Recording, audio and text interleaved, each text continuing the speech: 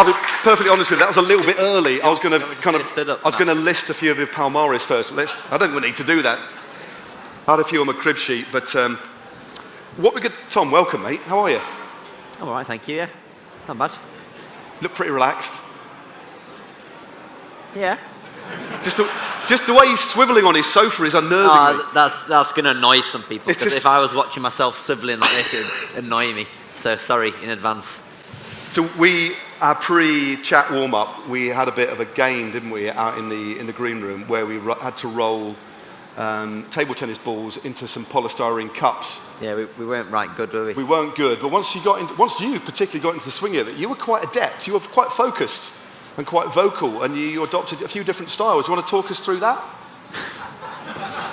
What about my ping pong rolling style? Well, you beat me 3-2, didn't you, in the end? Yeah, but that was just roll the ball and just wish it goes in one of the holes. It was quite random. Tactics to it. It was more luck than judgment, wasn't it? But that was a lot of fun. And what I do want to do as well, ladies and gents, because you've got one of the biggest stars of cycling on the stage, and there's a lot been going on this year in relation to Tom and the team. There's been a lot in the press today in particular that I've no doubt a lot of you would be very interested in talking about, but we can't go. Okay, so because Tom would be whisked off the stage and bundled into a van and taken somewhere, some derelict wasteland. So we can't. So that's not going to happen. He's not going to be kidnapped. Don't worry. But we can't talk about that. What we do want to do, though, is talk about Tom's career, the season that you've had so far, going back to the Olympics with that single-minded determination and doubling up in the mountain biking, mate, and also look to the future. So those things will sort themselves out. Let's just give Tom time to breathe and refocus and do what he's paid to do. The rest will resolve itself in the future. I think that's the best way to deal with the elephant in the room. Is that fair enough, mate? Yeah. Is that right?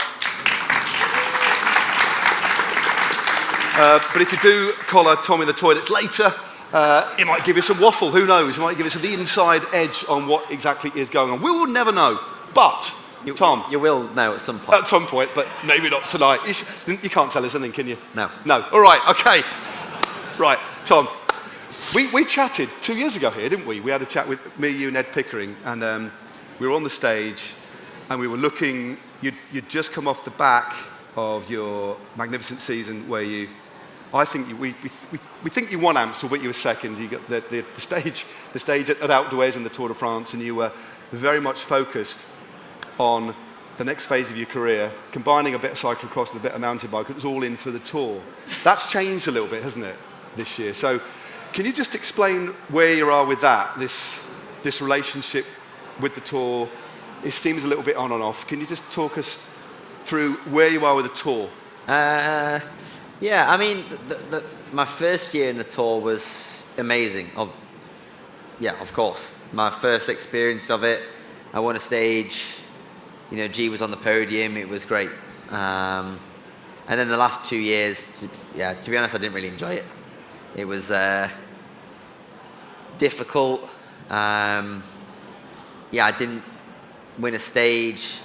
That was, as a team, we didn't have as much success as we used to. So, it was difficult. And I need to kind of try and refine that feeling I had in the first year, to be honest. And what is that? What is that particular feeling? Enjoying it, feeling like I'm part of the race. I think also the expectations grew in the last 2 years, and I didn't meet them for a multitude of reasons, and then it's not really enjoyable. You're always trying to reason, yourself, I guess. We're constantly trying to compare riders, and Mathieu van der Poel has almost had a similar situation this year. He's come out of the Tour, and actually I don't like it because I can't really express myself in the way I want to express myself. Not drawing parallels with you and Mathieu, but there definitely are some parallels there, especially a rider who is multidisciplined. He's done it all and wants to win the title that you've already won, the Mountain Bike World Championships. That's still a burning desire of his, and it clearly is. So how do you find focus and singularity when you are so when you're so ridiculously gifted at the different disciplines. It's a nice problem to have, but it still is a bit of a problem, isn't it? Yeah. I mean, going back to the first thing you said there, I remember one day riding at the back of the Tour, and Van der Poel was just in front. I didn't speak to him, I didn't say anything, but I could just see from his body language he was kind of feeling the same as me, in that he was just like, this is boring, this is crap. Even though, maybe not boring is probably the wrong word, but he wasn't enjoying it. Even though you're in the biggest race in the world and there's thousands of people cheering, it's quite a, well, it's a bit of a pressure cooker, that every day there's eyes on you, there's questions, and when it's just not going how, before a race, you're asked how you expect it to go. You have to give an answer that's positive. You can't just go, I think it's going to be crap. So, and then when it is crap, you have to then answer the questions of why it's crap and say, for him, probably even worse than me. He's world champion, wearing the rainbow jersey, and he's a lead-out man, basically. Yeah. But you still had flashes of brilliance in the Tour. It was clearly not ideal for you, especially when we spoke at the very start of the year in Belgium, and you were very much all in for GC. You were doing a lot of work on the TT bike. You started the season looking at GC ambitions. Now, putting you on the spot here, mate, and I say this with respect, was that something you felt you needed to say at that time? Yeah. Or did you really want it? No, it's what I needed to say, yeah. Yeah, I mean, let's be honest, cards on the table, we need, cutting through that noise, isn't it? Especially with the pressure of being in a team like Ineos, with the trying to look to you as the next superstar. I guess there's an obligation to do something that you might not necessarily think is the right thing to do. Yeah, and I've always, everything that I've ever been good at, I've kind of believed that I can be good at it. I don't say anything that I don't believe. And the last years going to the Tour, I guess I haven't actually known what I wanted or what I could achieve, and I'm just saying what I think everyone wants to hear, So, how does that make you feel now? Well, I mean, it doesn't make me. I don't feel any particular way about it. I just, it doesn't create a nice experience. I think I really actually want to find what I want to get out of it and be realistic, and then kind of go from there, I guess. I mean, going back to Tour, although you said it wasn't a brilliant Tour for you, the stage, the kind of the gravel stage, won by Anthony Tergis, and you finished a pretty close second there. I don't think I've ever seen you, and I was on the ground there, and I remember, it was such a hot day, wasn't it? And you finished, and you ground to a halt underneath this kind of like motorway bridge where there was a little bit of shade, and you were there, and you're inconsolable, but you were just in a moment of your own, and that must have been, I mean, and then later on, a couple of days later, in fact, you spoke about it, but it just shows what to me that showed, as if I was ever in doubt, was the fact that you really, really care. And so that hunger is still there. It's just, how does it find its way? Where you need to be the rider that you should be, not what other people tell you want to be, is what I'm trying to say. The hunger, there's no doubt about that. Yeah, and I think the Tour is, the biggest platform to show yourself. And if you're not one of the riders who's in the spotlight in a jersey winning stages, then you're kind of, not say irrelevant, but it's that's where you want to be. That's what everyone in the race wants to be. You want to be one of the guys who won a stage or in a jersey or whatever. And starting the race in the presentation in Florence that day, I got dropped on our pre-race ride. I got stomach bug, and I was like, I've prepared for 2 months, and then I'm sick the day before the race, and it's like, But I thought, all right, we'll just get through these first days. I was not bad, actually, but I was not great. And then finally, the gravel day, I felt myself again, actually like I could race. And then, yeah, I know it was the kind of my first chance, but I felt like I'd missed chances already in the first couple of days. And, yeah, then to finish so close second was, yeah, it was hard to take. But then again, I, from where I came at the start of the race, I was actually quite happy with it in the end. But of course, in the moment, it's difficult to swallow when you come so close. Yeah. But just rewinding to a slightly earlier part of the season, apologies for getting it slightly out of sequence. But, you know, winning Amstel Gold, that must have been, you know, here we go. I think we're looking at the, we are looking at the sprint now. I was going to ask you to talk us through the last few hundred metres. I think everybody can see that for themselves. That was a long, long sprint, mate, wasn't it? Yeah.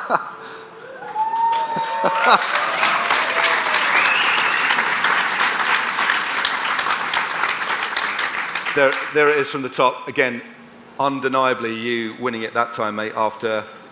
Anyway, let's not dwell on winning it for the second time. Second time. But that must have been a special win. And just look at the cathartic release there, mate. Yeah. You must be super, super happy with that one. Yeah, I mean, like, after the year before, yeah, winning Strada, you know, I put even more time this year into, yeah, training camp away from home at the start of the year, and it hadn't had the same result yet, and so yeah, this was kind of a big relief, you know, getting the hands in the air, and yeah, especially in this race, I love the race, and yeah, after what happened before as well. So just, and then of course after the tour, you went to, would it be fair to say, looking back, again back to the winter and looking ahead at 2024, the classics, the short stage races, the classics, then into the tour and then the Olympics. In all honesty, what was your singular focus at the start of the year now that maybe you might not have told anybody else, or was it, what was it? Was it just the Olympics and everything else was just a route to it, do you think? Yeah, the Olympics and also the classics. Yeah. Yeah. And what about adapting your training through the tour and like going in there with GC hopes that didn't quite materialise? You still wanted to pick off some stages. You were close. Yeah. In the back of your mind, as you were going through, a bit of a low ebb by your own admission, where was the Olympics in your mind then, and how did you find a place for it to make sure that you were physically and mentally ready? Because the turnaround time was super quick, wasn't it? Yeah. I mean, it was ridiculously quick. But how did you deal with that? Well, the plan was always, of course, it was going to be difficult with the tour, but the plan was always like, if I came out of the tour in a really good place, there's no reason why, because that was my end goal, you know. I was not going to switch off or shut down after the race. I was flying straight out of Nice, straight after finish. That I could still be good, and actually really good. You know, if you're picking stages in the tour and trying to take it easy in other days, then you can come out in a really good place. And then just trying to find the feeling of the mountain bike, I guess. Did you speak to the team about the way you ended up riding the tour? Because teams have to reconfigure when they lose GC riders, or was, well, to be honest, how did that go in terms of what you because you still wanted to do something in the tour, but obviously before we started the tour, I was kind of like, Carlos was riding GC. Yeah. Egan said he wanted a crack, and then we kind of just said that I would stay in as long as we felt was reasonable, but actually we did kind of want to go for stages, which would also work well in preparation for the Olympics. And what about the race itself? Just the feelings you had on the start line, what was that like? I mean, to be honest, everyone's probably going to be quite surprised, but I didn't enjoy the race at all, to be honest. You didn't enjoy it? No, not at all. Was that stress? Was it physical stress? Yeah, you know, like the build-up, like I put too much stress on myself. You only put stress on yourself. You can ignore everything else. And I kind of built myself up a little bit too much because I wanted to be, I wanted to build myself up, because sometimes I can go to a race and just not really be bothered. Well, not be bothered, but too relaxed. And yeah, it was a long week. We were staying in the hotel, not in the Olympic Village, and a lot of the track riders were not there. The road guys were not there, so it was kind of a small group. And you're inside your own head a lot, trying to just stay focused, but not too focused, and not think about the race too much. And then after the puncture, then it was like, normally I get in the zone if something like that happens, but of course it's the Olympics, and this was my biggest goal that I wanted to achieve this year. And it was not really I didn't enjoy it. Well, puncturing, you definitely wouldn't enjoy it. I mean, that must have put you on the very limit, because it's because when you're on the form that you've got, and the way that the sorts of efforts are measured now, did you really have to? Were you worried about going too far into the red and using that adrenaline and just blowing? Was that something you had to really? Were you really conscious of that? At first, well, after I punctured, well, I don't know how many people watched the race, but I hope most of you watched it. I think looks like most people watched it. So someone laughed, so that must mean a lot of people might have watched the race. But I just attacked, and the race was strung out, and I just had a feel. I kind of almost knew the puncture was going to happen, to be honest. It was all just going too well. And then, coming to the pits, my mechanic wasn't ready. And of course, at that point, there's no point in, shouting at him or getting stressed or anything, because it's going to, he's going to panic even more. So I tried to stay calm as possible. And then, that's what I was going to say. After setting off again, my legs felt crap for 2 laps. And then I started to come round, and actually I was still passing people. And then I could see the front, and then I thought, actually, I can still win.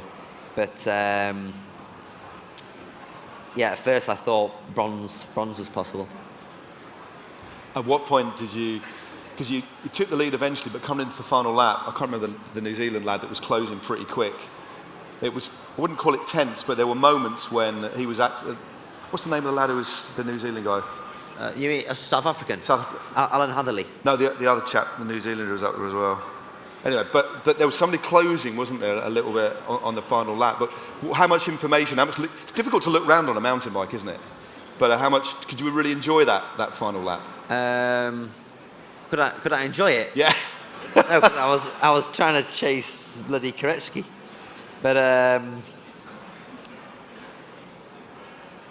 the thing is, when I was coming, Koretsky, I was going to catch him, and he was pretty good actually. He's kind of waited, and then I caught him just to go into a single track, so then I couldn't get past him either. So he had another couple of minutes rest, and then I went straight past him as soon as I could. But he'd got the rest he needed, I guess, and he's pretty fast. He wins a lot of the short track races. So when he hit me on the last lap, it didn't surprise me. He's not going to give up, that with home crowd, this is obviously his biggest goal of the year as well. But I knew if I could kind of stay in touch, there's going to be an opportunity. And that opportunity came with that ridiculous pass you did, wasn't it? That was incredible. Was that a point that you thought, okay, it's going to be a dicey move, but not dicey, but there's an element of risk? Or did you was it all eggs in one basket at that point? It was, as soon as an opportunity arose, then I was going just full commitment, try to get past. And I think it was a bit, obviously we were going faster than any other lap at that point, and there's a hole on the left. Normally we just go left because it's straight, but he wanted a better run out of it, I presume. But I think I'm just quite lucky that he chose to go that side. And then, do you remember much about the finish itself? Like looking around, what do you call it, empty tarmac, empty gravel or whatever it was, there was a fair bit of space. What about a moment to actually savour backing up that Olympic win? Do you remember your feelings at that moment? I think there's only a few times a year where you really sprint, and that was one of them, coming over that hill. And actually, like, it's actually quite a little hill, but on a mountain bike, on gravel, it's like, it seems much bigger. And yeah, then I remember coming round the corner here, and then I start hearing everyone booing. And then, I watched it back actually afterwards with my family. They were staying in a house all together, and just as I come round, just as the TV camera cuts, some like French guys going like this, and I just go like this, just as the. So I'm lucky that the TV camera cut out at that point. I wasn't really thinking, to be honest. Did you manage to speak to Koretsky afterwards?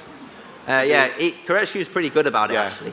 But I think his mum or his wife booed in my girlfriend's face as well. They were all stood next to the finish, which I think's... Oh, blimey. I gave him fucking plenty of opportunity, didn't I? Like, come on.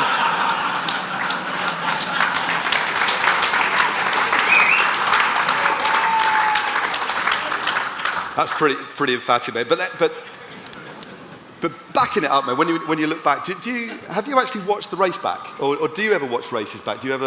Is that something that you look at in terms of like studying the race? I probably should watch like road races back, but not. I only really watch mountain bike races. Yeah. Is it more from a tactical point, like more from a technical point of view? I just enjoy it.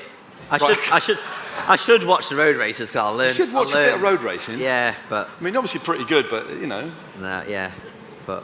Are you someone that reflects on success?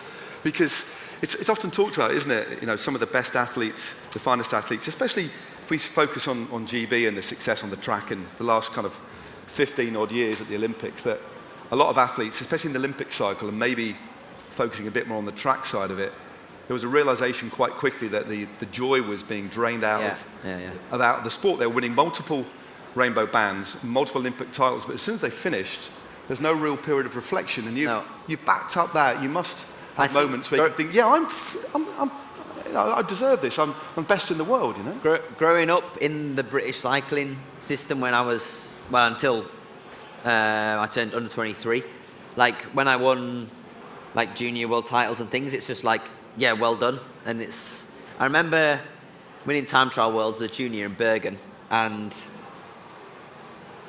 like, it was like a well done.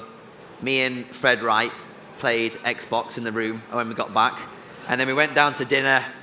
Maybe a few people said well done, and then just had dinner, and then that was it. You know, move on super fast, and that was kind of, well, maybe it was ingrained into me, but it's also how I was. I was like on the next thing,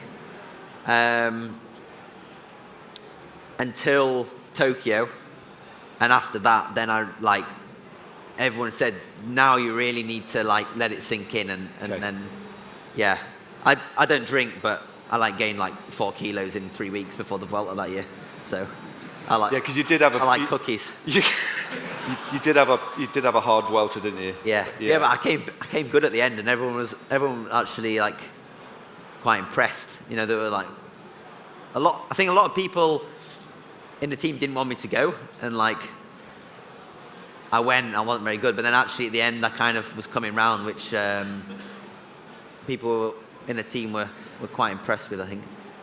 I mean, before we look to the future a little bit more and look at what the next couple of years are going to hold, I was going to ask you what you did in your downtime, and I know a little bit about that, but you're wearing a T-shirt that we can't not briefly talk about, Link My Ride. You've been talking on the other smaller stage earlier on about what that is, and it's with your mate Jacques. Can you tell us a little bit about Link My Ride and why you've invested in the company? Yeah, well, Jacques was a good... Lots of Link My Ride fans in the room, good stuff. Jacques was he is a good friend of mine. We used to race together in Wiggins, and our careers took different paths, shall we say. And he one day came to me this idea that he wanted to, well, stop riding and focus more on, well, Link My Ride was his idea, just create an app to basically a community for cyclists, for them to organise rides or find rides, depending on, obviously some people have their own groups they always ride with and they change the route every week, and they can organise those. On Link My Ride, instead of using WhatsApp and sending routes, it's all just kind of in one place. And then also for, new riders who don't know anyone in the community, who want to find people to ride with.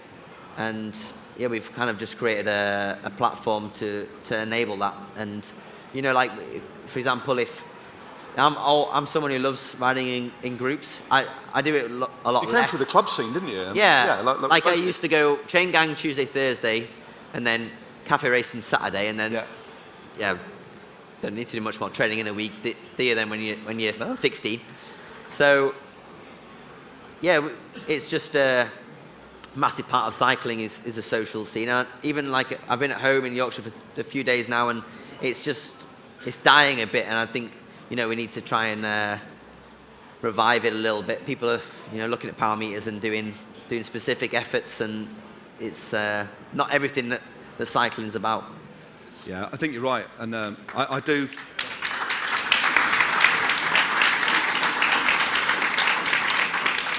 You're very right. It's the joy of cycling I think for all of us here, first and foremost, is just riding with your friends, riding with your mates, having a little bit of a laugh, and whatever level you get to, ultimately, it just reminds you of the joy of it, and just having a crack with your friends, isn't it? And it breaks things up, and I think it's massively important. So it's obviously very modern, but also quite old school, and like making sure people are riding together. So check it out, guys, if you have not already.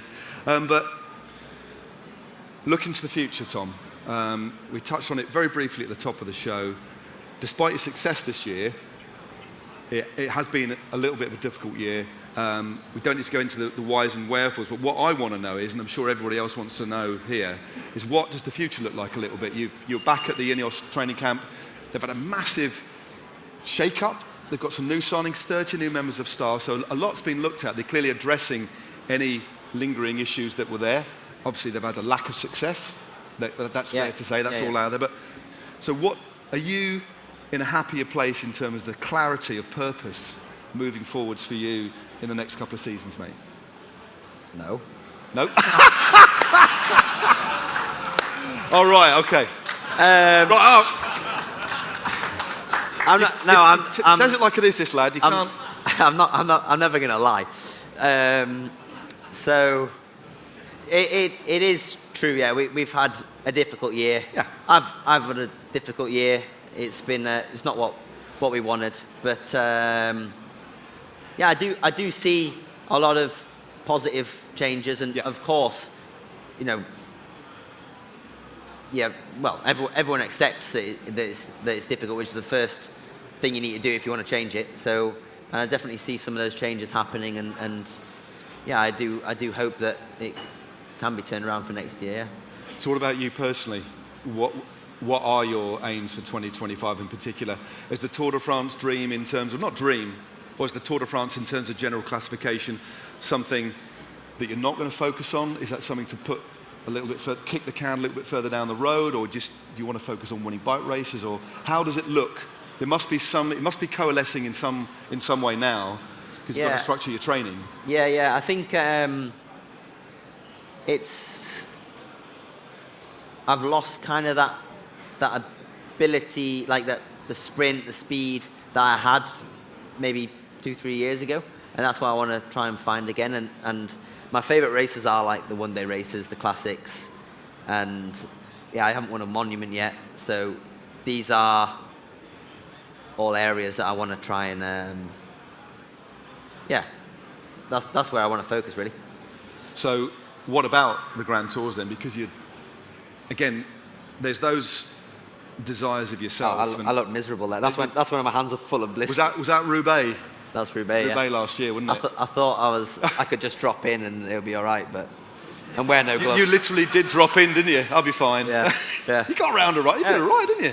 Yeah, but Yeah. But that is a race, though. I mean, when you look at the way it was won and you look at the riders, I mean, Flanders is a completely different proposition, but that is a race where it's all about absolute power. So for you, being a smaller rider, you're still a very powerful rider, but you're up against it slightly because it's just pan flat. I mean, that's a fact. So, but you'd still like to do well in it. So is it still something that you'd really like to focus on just to see how far you could go in it? Yeah, I think it's a race that I love, that I've... And you've won it as a kid, though, haven't you? You've won it. Yeah, in the juniors and under 23, so it's like, you know, but that's different. And I think this brought me back down to reality. Of course, it's the first time I raced it in 4 years pro, but it's does show the level, you know, of Van der Poel and these guys. Like I remember on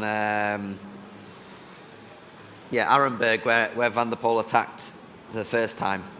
I was just going full gas, centre road just like a bollard, and you know all the big guys coming past me. I was just getting in the way, and then we come out the other side, and then when we start doing through and off, I'm all right. But it's just like you say, the absolute power on the flat. You know, I can't hide the fact that science and that 60 kilos versus 80's got less power. So the classics then next year, Ardennes classics, a few of the Cobble classics as well. Strada Bianca, you've got Milan San Remo would be a tasty one for you as well, mate. I mean, that's just the most open of the classics, the most complex, isn't it? I mean, that must have an appeal. And for the guy in the centre there, we've had Ben Healy is knocking about the show as well. I mean, Tadej Pogacar said he thinks that's the race that he is actually frightened of not being ever able to win. That's the only race he said, I'd love to win it. I think I can. Well, of course he can, but whether he does or not, that's the one that he thinks he might not ever win. I think it's definitely the hardest one for him to win. There isn't anywhere he can make a difference. And like this year, he tried to make the race hard like they do, you know, increase the fatigue, but you can't really, it's not hard enough. He just spent his team and then didn't have the team to position him or make it fast enough on the Poggio. And there's always going to be guys who can keep up. So, yeah, I think it is definitely one of the hardest, it will be one of the hardest races for him to win for sure. So we've got 5 minutes left. Just want to talk briefly, well, not briefly, well, as briefly as we can within 5 minutes. Are you going to do cross this season? At the moment, no, but possibly. I think there's your answer, mate. I think I wasn't asking for anything. You weren't asking for it. He wasn't asking your opinion, ladies and gentlemen, so don't give an opinion when you're not asked. But it's been a long year. Yeah. I needed a proper break away from everything. Yeah. But there is a possibility I do some races over Christmas and the New Year. But we can figure out that later. Just applauding the old Superman there. But Tom, you're still only a young man, mate, and you've won so much. There's still a lot that you want to do and want to achieve. But what do you want your legacy to be? What would you have liked to have ticked off ultimately? You've already done that. You're double Olympic champion, mate, in a sport that you love, that you've actually said you like the most.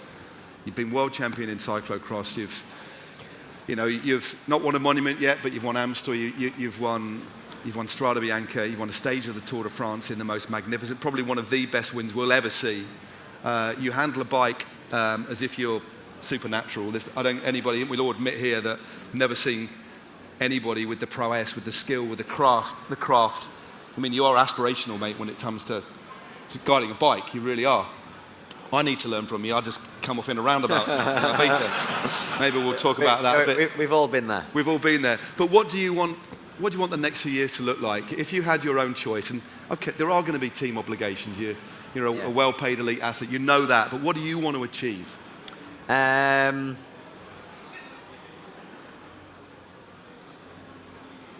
I think, I want to get back to enjoying it, going out there, racing, and then I think, everything else will follow with that, I think. Any mountain bike next year or just road next year? I don't know. I mean, it depends on my road program. If I can my road program fits to allow me to do the Worlds, and I'll try and get some points so I can race the Worlds and have a good crack again. Like this year, I didn't have it in me after the Olympics to back that up as well. But if not, then maybe I'll take a year out from mountain biking. But yeah, we'll see. It sounds like, mate, in the nicest of ways, it sounds like you need to just take stock of what you want to do. And it appears just from that's what you're actually in the process of doing it still, aren't you? It appears to be like that to me. Yeah. You know, Yeah. but it is important because whoever pays you the big bucks, mate, ultimately has to be on your terms. Otherwise, you cannot be the Tom Pidcock that everybody wants to see. You know. All that's irrelevant because I'm still the person that was just cycling training. You know, unless you want it yourself, it's irrelevant. Everything else, isn't it? So yeah. Just what's so far before we do wrap things up? What's been if you could pick, you're only allowed to pick one highlight from your tenure as a pro cyclist so far. What would it be if you had to take one?